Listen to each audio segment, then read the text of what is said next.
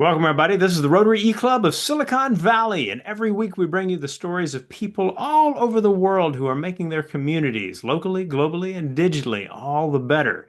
We're part of Rotary, an organization that has 1.2-ish million people in 36,000 clubs dedicated to the premise of service above self.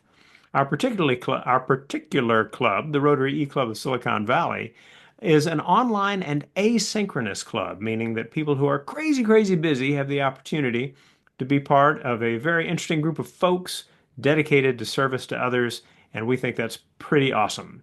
You can learn more by going to our website at rotary.cool, which we're proud of.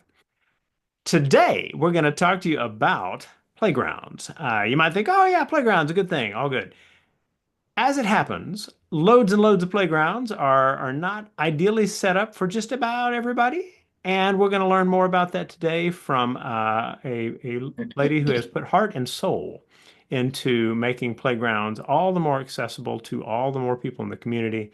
It is a wonderful story, and we are honored to share it.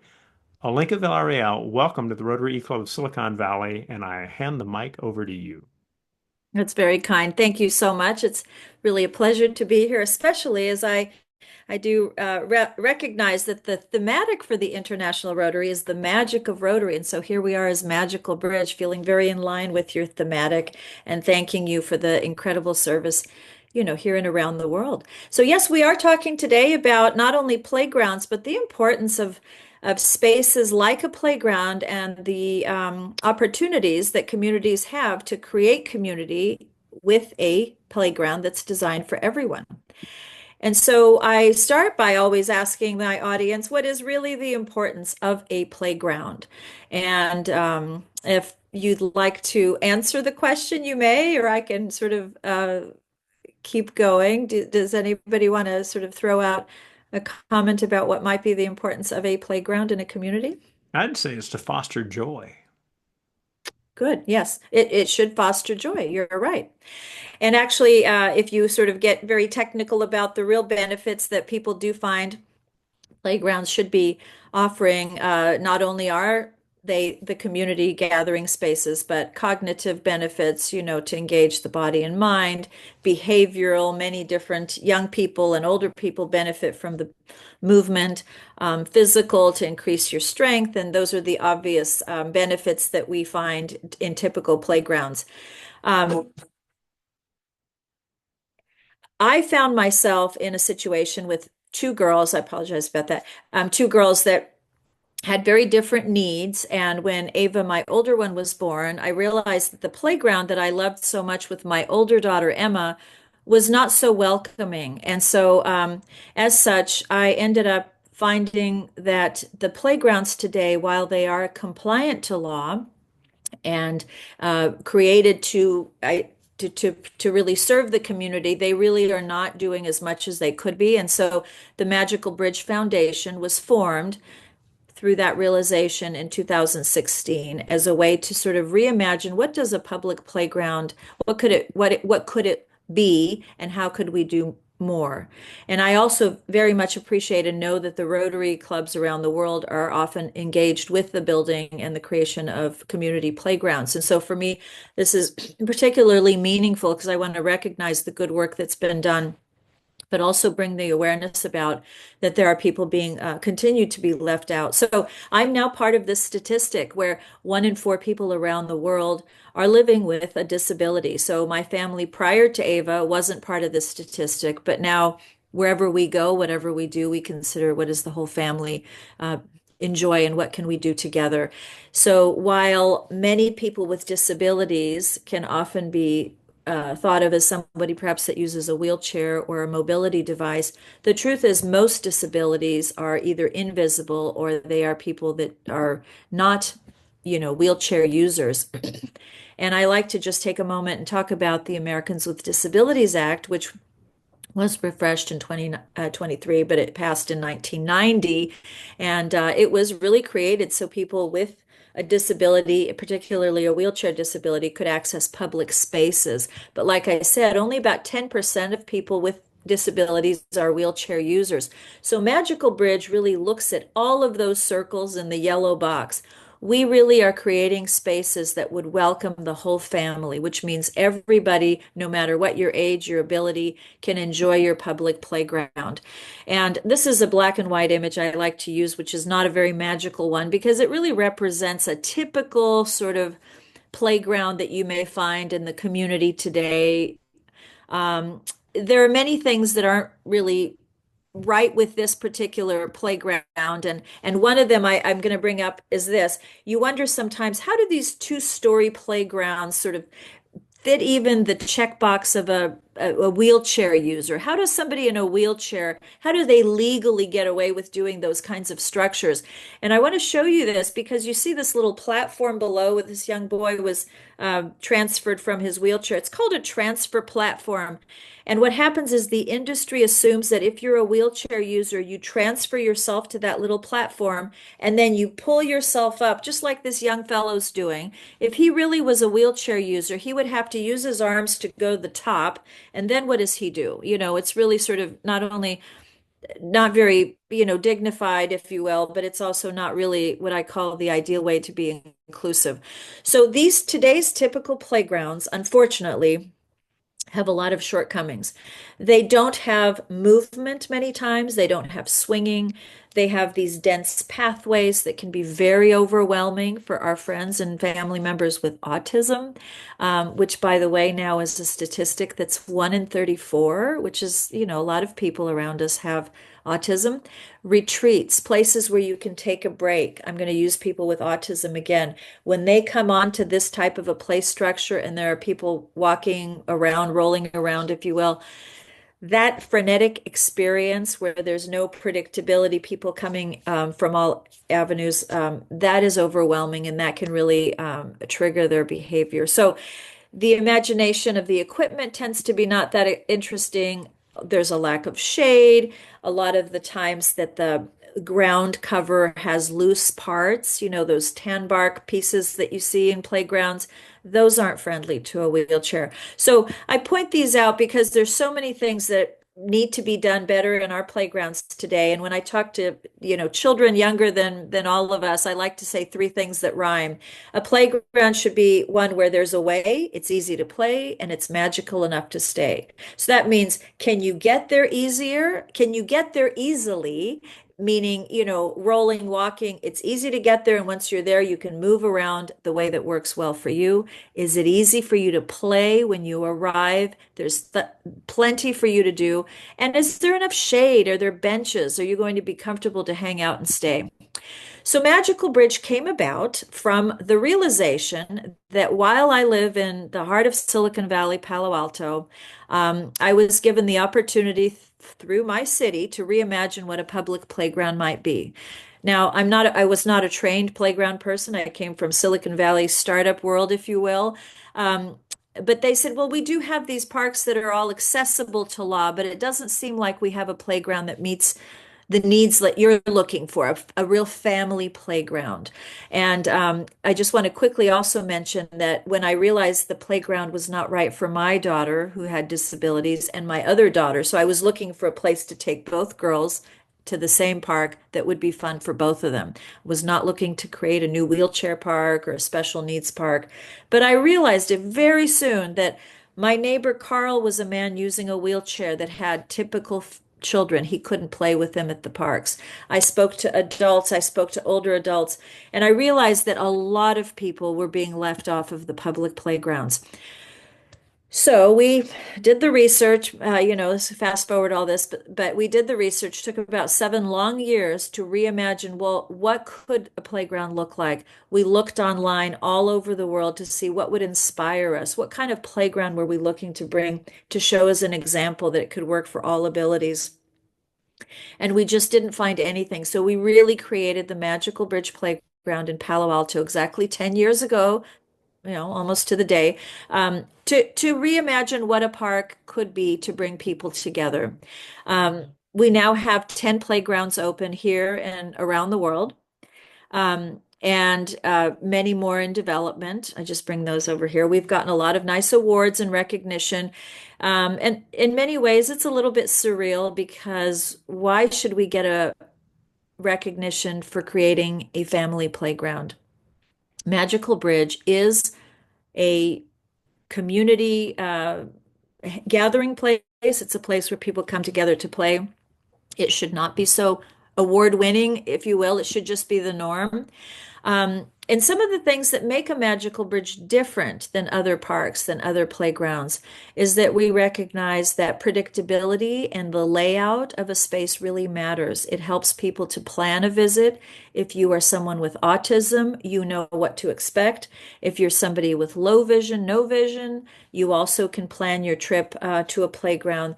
And that means, for instance, we heard from people that were blind when they go to these public playgrounds, when you have a space that has all kinds of things together, whether they're swings or other play experiences, if you're not sure what's going to hit you with movement, it makes your visit tenuous. So when you come to a magical bridge, you always have at least 7 of these zones that sort of model the developmental milestones that we all need, right?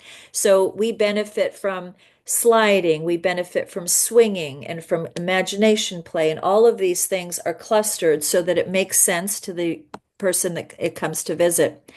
And I'll spend just quickly going through in general why these are important, right? So when you come into a playground and there's a slide, there's a lot of things that it helps you develop your muscle and your strength and your coordination.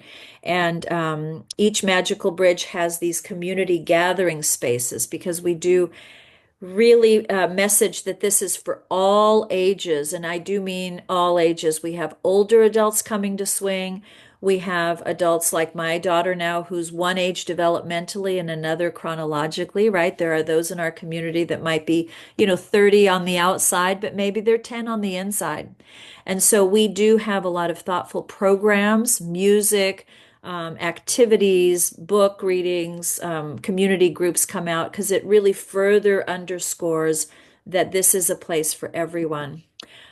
Spinning. Most of our parks today don't include movement like this, but I don't know if you would know this, but somebody that has attention deficit disorder, the kids that have a hard time sitting in class still. Well, when you allow them to spin for 5 to 8 minutes, that actually allows them to return to a classroom environment almost as though they had taken Ritalin. So the movement of spinning really helps regulate your brain for memory and for learning, which is also why we're so passionate about bringing more movement to these school playgrounds.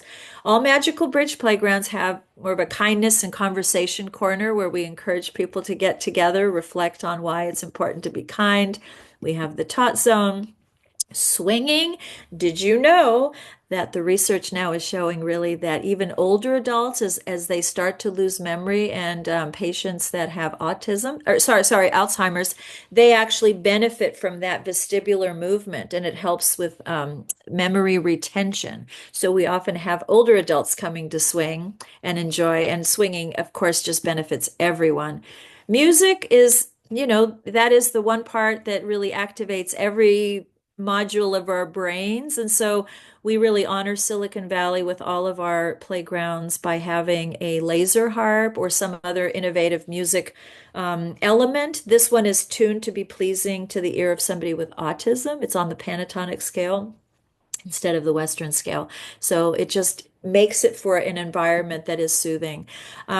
Because we are sort of this new kind of a playground in the world, which again is a little astounding, but it is what it is. We also find ourselves doing as much innovation as we can because the playground industry is really okay to sort of continue the way they're doing because it meets the legal code, but there's much that's still missing. For instance, this simple idea of having a bench connected to a slide. If you come down the slide and you happen to be a wheelchair user, you scoot over and you wait for your wheelchair to be returned, right? You don't have to sit on the ground.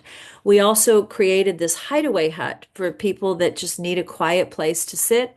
People with autism, when they get overextended, overstimulated by the words, sometimes in busy spaces, well, they can come and sit in this very pleasant wooden hideaway hut.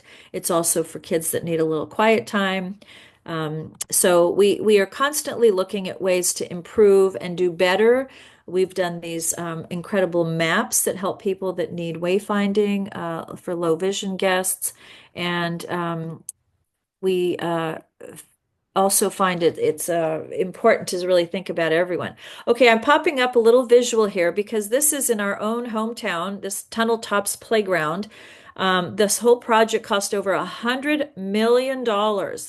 And just with those few minutes that I spent with you today talking about accessibility and thinking about people that are wheelchair users and need a place sort of to move and get around. I mean, if you look at this image of this playground, do you see how this would not even be friendly to a wheelchair user? There's tan bark, there's sand, there's no shade where you can actually sit. Is there a place to retreat from the active play? Well, if you were a wheelchair user, what could you really even do here? That's kind of the bare minimum, right? Um, does this look like it would be an inclusive place if you were with a family member who had a disability? Well, I'll answer that for you. The answer is no. And that was $118 million. Okay. So they spend money on projects that really don't even include many, many members of our society. I'll just pop another one up. This is another one in San Francisco. And I only bring up, I mean, you could pull up any image of an inclusive park. This is another more of a typical, what they call inclusive playgrounds that you'll see in cities around maybe the world. Many times they're joined with all these ramps. There's not a lot of play value in the ramps. And while the ramps are friendly to a wheelchair user, those kinds of connected structures are not friendly to many other people, including those with autism. You'll see there's very little movement here, and there's no real places to retreat. You also, see limited seating. So, and this is a recent playground that was put in for, $3.6 million. So I think I'm just trying to show that by, just that they may look cool when you kind of look at them, but when you really kind of think through who would really be left out of these designs, you realize there's a lot going on that we could do better. So Magical Bridge, in the end, we are a playground and community building kind of foundation. We always have a tremendous amount of programs. We use kindness ambassadors, which are teens and retired adults. We're very mindful of the fact that we're in a lonelier society and a community today, and we are Magical Bridge is the place where community comes together. We have events, we work with kids, we do kindness kits and so on. And all in all, we feel like we create happier, healthier, and kinder people, and feel that when the playground is welcoming to everyone, it sets the tone for the communities that we want to be a part of. And we are proud to be in communities that we are in, and welcome you, the Rotarians, and your families to get to know us and join our magical movement. And I'm happy to stop and have conversation or take some questions. Excellent. Well, let's first introduce the group that we have got. I'll go ahead and have you stop sharing your screen there. Hmm. In addition to our speaker, Olenka Villarreal, we have in Houston, Rory Olson. My name is Rushton Hurley. I'm in San Jose, California. And let's just start by talking about some of the history of designing the first Magical Bridge playground. You talked about studying examples from different parts of the world. What are some of the ideas that came up as a part of talking to people in different places that you can point to? Hmm. Yeah, so we did spend some time first sort of scrubbing through, well, what kinds of playgrounds are we installing around the country and what really makes a playground compliant to law. And that's where we came across the ADA kind of accessible playgrounds, if you will.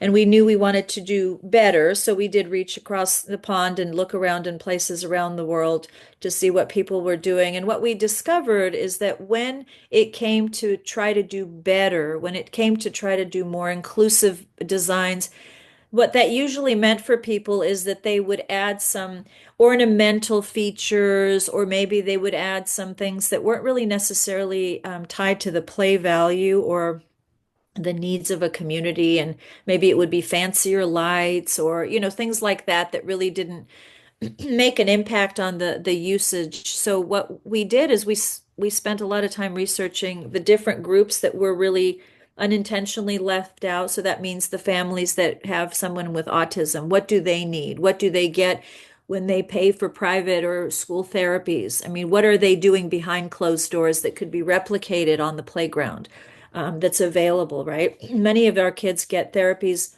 once a week, twice a week. That's like going on a diet once a week, right? If you have an outdoor space where you can keep practicing and doing that, then it does help you much more. So we did learn a lot.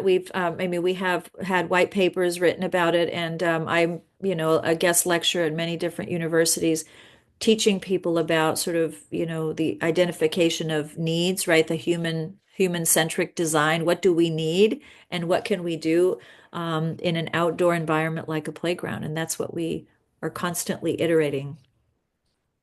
Can you give an example of a moment when you were looking at the different kind of designs on different parts of the country around the world, and there was Mhm. a real aha moment for you?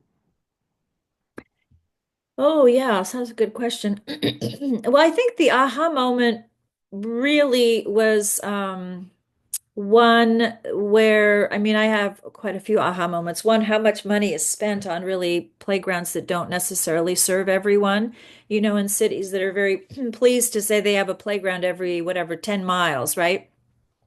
But if that playground doesn't serve 25% of your families, then wouldn't it be better to have fewer playgrounds and maybe just have at least one, community playground that people can enjoy? I think another moment for me was really the fact that a lot of parents are not considered in a playground. Anytime you read about inclusive playgrounds, they reference children, but what about the children without disabilities whose parents have a disability? It could be a veteran, it could be a grandparent that's raising the kids.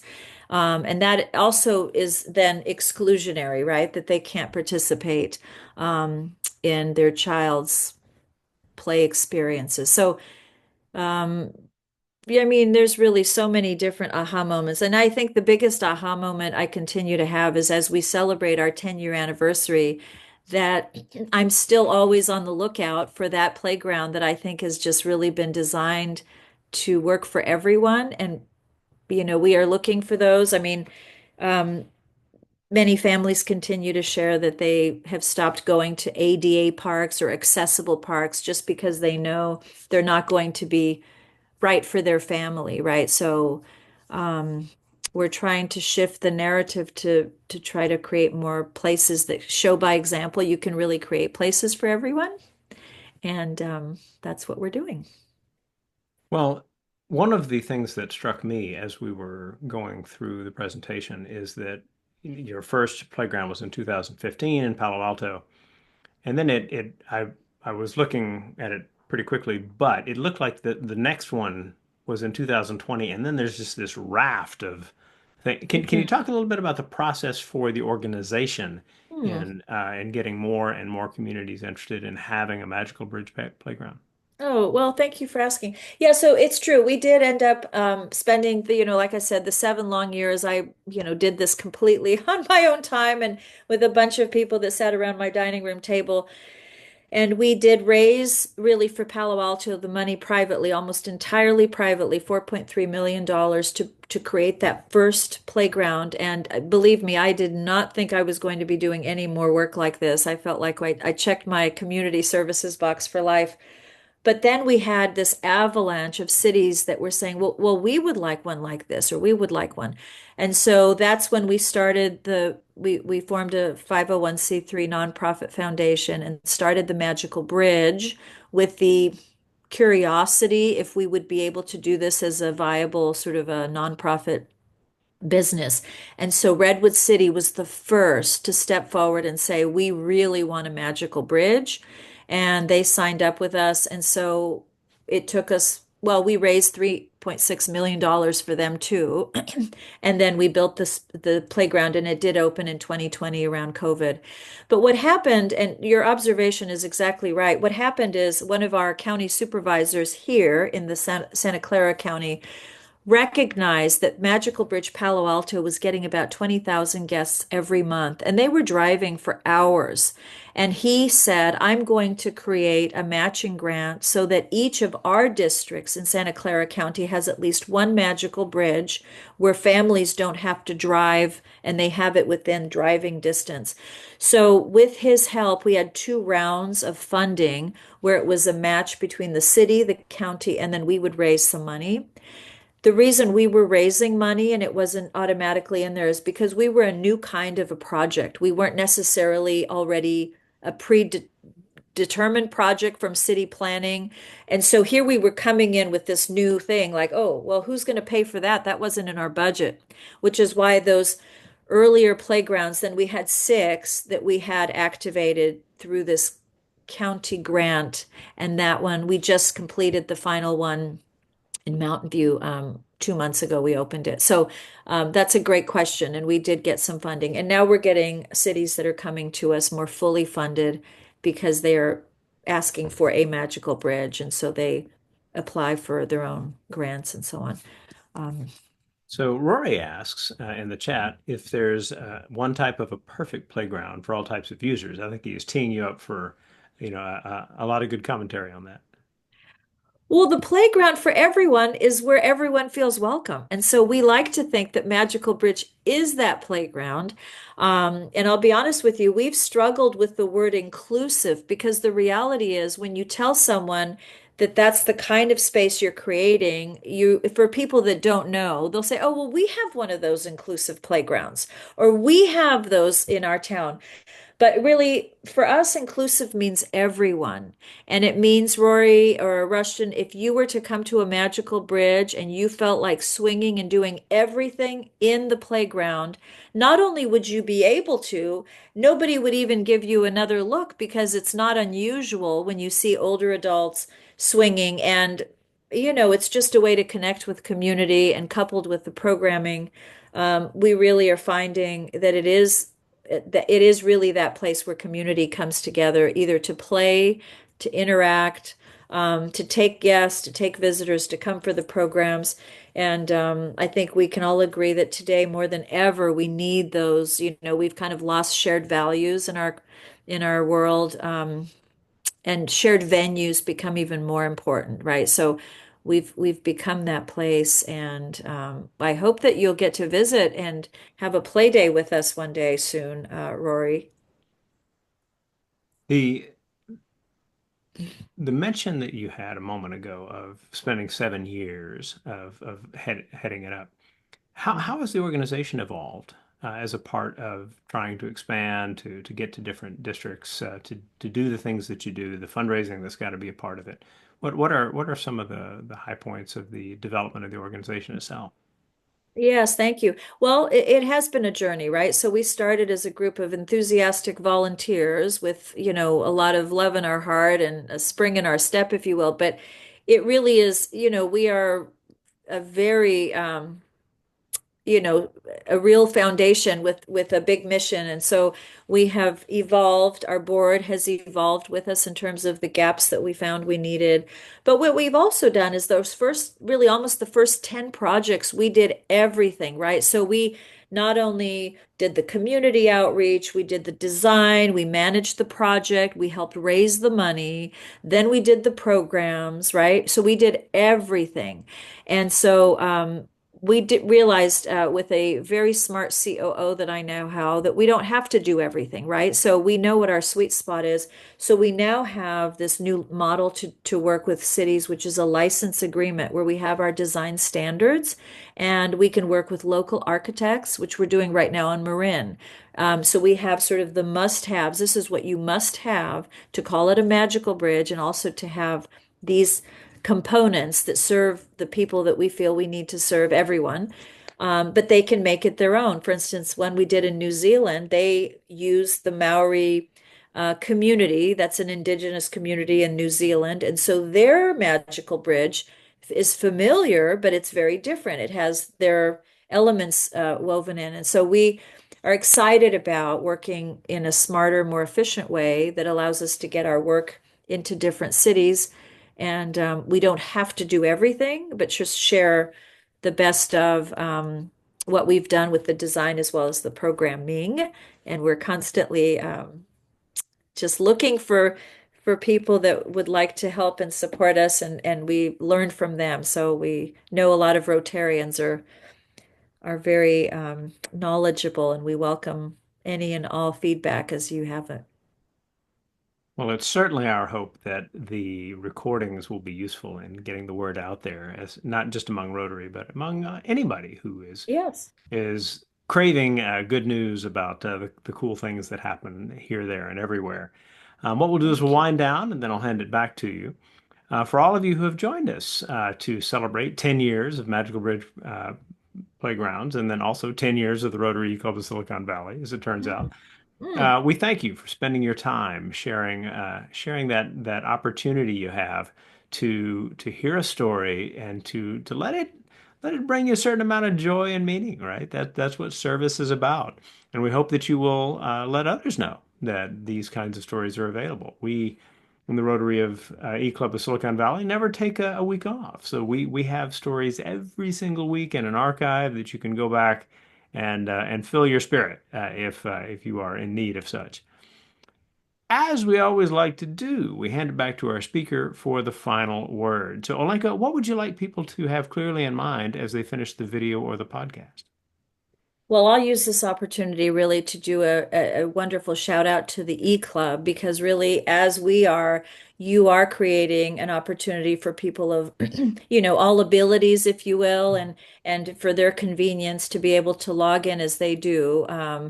And so I really congratulate you for the thoughtfulness of the programming, and being able to reach an audience that perhaps sometimes would have a harder time to make it to meetings and so on. So I know that may not be the overarching intent, but it's also just like with Magical Bridge, we are serving people with disabilities, but we really are the best playground available, and we're serving all families. So the moral of the story is, when we, provide for the margins, we always capture everybody that comes in between, and we never know what the future holds for all of us. So when we have a world of programming, groups like yours, playgrounds like ours that are considering the needs of everybody, no matter what stage of life we're in, I think that's the kind of world that I want to grow old in. And so I'll leave you with our tagline, which is kindness is magical. And we invite any and all of you to come and play with us or get to know us on magicalbridge.org. And so nice to be here today. Thank you.